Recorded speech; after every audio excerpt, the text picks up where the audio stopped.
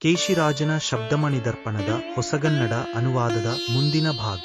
ಸೂತ್ರ 41 ರಿಂದ 60 ರವರೆಗೆ. 1. ಶುದ್ಧಗೆ ಅಥವಾ ಶುದ್ಧಾಕ್ಷರಗಳು ಮತ್ತು ಅವುಗಳ ವಿಧಗಳು. ಸೂತ್ರ ಮತ್ತು ವೃತ್ತಿಯ ಸಾರ.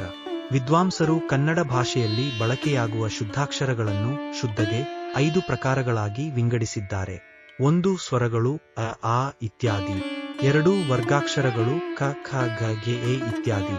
3. ಅವರ್ಗಾಕ್ಷರಗಳು ಎ, ರ, ಲೆ, ವ ಇತ್ಯಾದಿ. 4. ಯೋಗವಾಹಗಳು ಅನುಸ್ವಾರ, ವಿಸರ್ಗ ಇತ್ಯಾದಿ. 5. ದೇಶೀಯ ಅಕ್ಷರಗಳು ಕನ್ನಡದ್ದೇ ಆದ ಎ, ಓ, ಲ ಇತ್ಯಾದಿ. 2. ಅಕ್ಷರಗಳ ಸಂಖ್ಯೆ ಮತ್ತು ಅಚ್ಚಗನ್ನಡದ ವರ್ಣಮಾಲೆ. ಅಕ್ಷರಗಳ ಲೆಕ್ಕಾಚಾರ. ಕ್ರಮವಾಗಿ ಸ್ವರಗಳು 14, ವರ್ಗಾಕ್ಷರಗಳು 25, ಅವರ್ಗಾಕ್ಷರಗಳು 9 ಮತ್ತು ಯೋಗವಾಹಗಳು 4 ಸೇರಿದರೆ ಒಟ್ಟು 52 ಶುದ್ಧಾಕ್ಷರಗಳಾಗುತ್ತವೆ. ಸಂಸ್ಕೃತದ ಪ್ರಭಾವದೊಂದಿಗೆ ಅಚ್ಚಗನ್ನಡದ 47 ಅಕ್ಷರಗಳು, ಕನ್ನಡದ ವಿಶಿಷ್ಟ ದೇಶೀಯ ಅಕ್ಷರಗಳಾದ ಎ, ಓ, ಲ ಎಂಬ 5 ಅಕ್ಷರಗಳನ್ನು ಸೇರಿಸಿ ಸಂಸ್ಕೃತದ ಲ, ಶ, ಶೇ, ವಿಸರ್ಗ, ಜೀವಾಮೂಲೀಯ, ಉಪಧ್ಮಾನೀಯ ಮತ್ತು ಕ್ಷಳ ಎಂಬ 10 ಅಕ್ಷರಗಳನ್ನು ಕೈಬಿಟ್ಟರೆ ಅಚ್ಚಗನ್ನಡಕ್ಕೆ, ಶುದ್ಧ ಕನ್ನಡಕ್ಕೆ ಒಟ್ಟು 47 ಅಕ್ಷರಗಳು ಉಳಿಯುತ್ತವೆ.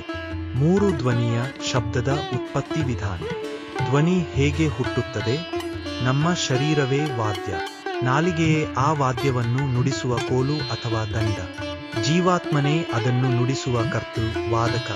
ಆ ಆತ್ಮನ ಮನೋವೃತ್ತಿಯ ಕಾರಣದಿಂದ ಶರೀರದಲ್ಲಿ ಅಕ್ಷರಾತ್ಮಕವಾದ ಧ್ವನಿ, ಶಬ್ದ ಹುಟ್ಟುತ್ತದೆ. 4. ಪ್ರಕೃತಿ, ಪ್ರತ್ಯಯ ಮತ್ತು ಪದದ ವ್ಯಾಖ್ಯೆ. ವಿಭಕ್ತಿ. ಪದಗಳ ಅರ್ಥವನ್ನು ಬೇರ್ಪಡಿಸಿ ಕೊಡುವುದೇ ವಿಭಕ್ತಿ. ಇದನ್ನು ಪ್ರತ್ಯಯ ಎಂದೂ ಕರೆಯುತ್ತಾರೆ. ಪ್ರಕೃತಿ. ಆ ಪ್ರತ್ಯಯಕ್ಕಿಂತ ಮೊದಲು ಇರುವುದೇ ಪ್ರಕೃತಿ. ನಾಮಪ್ರಕೃತಿ ಗ ಲಿಂಗ ಅಥವಾ ಧಾತು. ಪದ. ಪ್ರಕೃತಿ ಮತ್ತು ಪ್ರತ್ಯಯಗಳೆರಡೂ ಒಟ್ಟಿಗೆ ಸೇರಿದಾಗ ಅದು ಪದ ಎನಿಸಿಕೊಳ್ಳುತ್ತದೆ. ಉದಾಹರಣೆ 1. ನಾಮಪದ ಮರ, ಪ್ರಕೃತಿ, ಚ, ವಿಭಕ್ತಿ ಮರನ್. ಉದಾಹರಣೆ 2. ಕ್ರಿಯಾಪದ ನೋಡು, ಧಾತು ಚ, ಅರ್ ಪ್ರತ್ಯಯ ನೋಡಿದರು. 5. ಬಿಂದು, ದ್ವಿತ್ವ ಮತ್ತು ಶಿಥಿಲ ದ್ವಿತ್ವಗಳ ವಿವರಣೆ. ಕನ್ನಡ ಪದಗಳಲ್ಲಿ ಬಿಂದು, ಅನುಸ್ವಾರ ಮತ್ತು ದ್ವಿತ್ವಗಳು ಒತ್ತಕ್ಷರ ಬೇರೆ ಬೇರೆ ರೀತಿಯಲ್ಲಿ ಬರುತ್ತವೆ. ನಿಜ ಬಿಂದು, ನಿತ್ಯ ಬಿಂದು. ಕೆಲವು ಪದಗಳಲ್ಲಿ ಬಿಂದು ಕಡ್ಡಾಯವಾಗಿ ಇರುತ್ತದೆ. ಉದಾ, ಗಂಟು, ಅಡಂಗು, ತುಂಬು. ವಿಕಲ್ಪ ಬಿಂದು. ಕೆಲವು ಪದಗಳಲ್ಲಿ ಬಿಂದು ಇರಲೂಬಹುದು, ಇಲ್ಲದೆಯೂ ಇರಬಹುದು. ಉದಾ, ಅಂಬೆ, ಘೆ, ಅಬೆ, ಇಲಂಕಿದನ್, ಇಲುಕಿದನ್. ನಿಯತ ದ್ವಿತ್ವ. ಕಡ್ಡಾಯವಾಗಿ ಒತ್ತಕ್ಷರ ಬರುವ ಪದಗಳು. ಉದಾ, ಅಗ್ಗರನ್, ಕಲ್ಲನ್, ಕಟ್ಟೆ, ಒಪ್ಪನ್. ಶಿಥಿಲ ದ್ವಿತ್ವ. ಹಗುರವಾಗಿ ಉಚ್ಚರಿಸಲಾಗುವ ಒತ್ತಕ್ಷರಗಳು.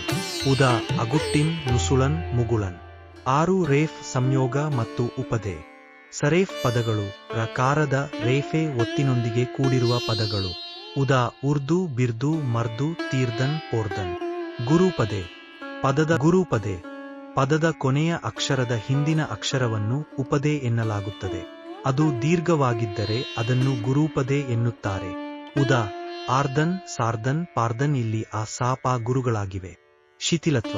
ಕೆಲವು ಸಂದರ್ಭಗಳಲ್ಲಿ ಉದಾಹರಣೆಗೆ ಚತುರ್ಥಿ ವಿಭಕ್ತಿಯಗೆ ಪ್ರತ್ಯಯ ಅಥವಾ ಬಹುವಚನದ ಗಳ್ ಪ್ರತ್ಯಯ ಪರವಾದಾಗ ರೇಫೆ ಹಾಗೂ ಲಕಾರಗಳಿಗೆ ಶಿಥಿಲತ್ವ, ಹಗುರ ಉಚ್ಚಾರಣೆ ಬರುತ್ತದೆ. ಉದಾ, ಎಸಡ್ಡೆ, ಮುಗುಳೆ. 7. ಅಂತ್ಯವರ್ಣ ಲೋಪ ಮತ್ತು ದಕಾರ ಲೋಪ. ಅಂತ್ಯವರ್ಣ ಲೋಪ. ಕೆಲವು ಪದಗಳ ಕೊನೆಯ ವಕಾರವು ವಿಕಲ್ಪವಾಗಿ ಲೋಪವಾಗುತ್ತದೆ, ಮರೆಯಾಗುತ್ತದೆ. ಉದಾಹರಣೆ: ನರವು, ನರನ್, ನೆರವು, ನೆರನ್, ಬರವು, ಬರನ್, ನೊಳವು, ನೊಳು. ದಕಾರ ಲೋಪ. ನಿರ್ಧಾರಾರ್ಥದ ಅಲ್ಲದೆ ಎಂಬ ಪದದ ದಕಾರಕ್ಕೆ ವಿಕಲ್ಪವಾಗಿ ಲೋಪ ಬರುತ್ತದೆ. ಆದರೆ ನಿಷೇಧಾರ್ಥದ ಅಲ್ಲದು ಎಂಬುದಕ್ಕೆ ಈ ಲೋಪ ಬರುವುದಿಲ್ಲ.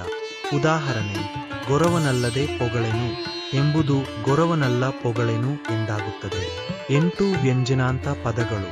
ಕನ್ನಡ ಕಾವ್ಯಗಳಲ್ಲಿ ಯ, ರ, ಲೆ, ನ, ನ, ಲ ಎಂಬ ಅಕ್ಷರಗಳು ಪದದ ಕೊನೆಯಲ್ಲಿ ಸ್ವರವಿಲ್ಲದೆ ವ್ಯಂಜನ ರೂಪದಲ್ಲಿ ಹೆಚ್ಚಾಗಿ ಬರುತ್ತವೆ. ಹೀಗೆ ಪ್ರಯೋಗಿಸುವುದರಿಂದ ಕಾವ್ಯಕ್ಕೆ ಯಾವುದೇ ದೋಷ ಬರುವುದಿಲ್ಲ. ಉದಾಹರಣೆಗಳು: ಕೈಯಕಾರ, ನಾರ್ ರಕಾರ, ಪಾಲ್ ಲಕಾರ, ಕಣ್ ನಕಾರ, ಪೋನ್ ನಕಾರ, ಮಿದುಳ್ ಲಕಾರ, ಬಸಿಂಕಾರ, ಬೀಕಾರ.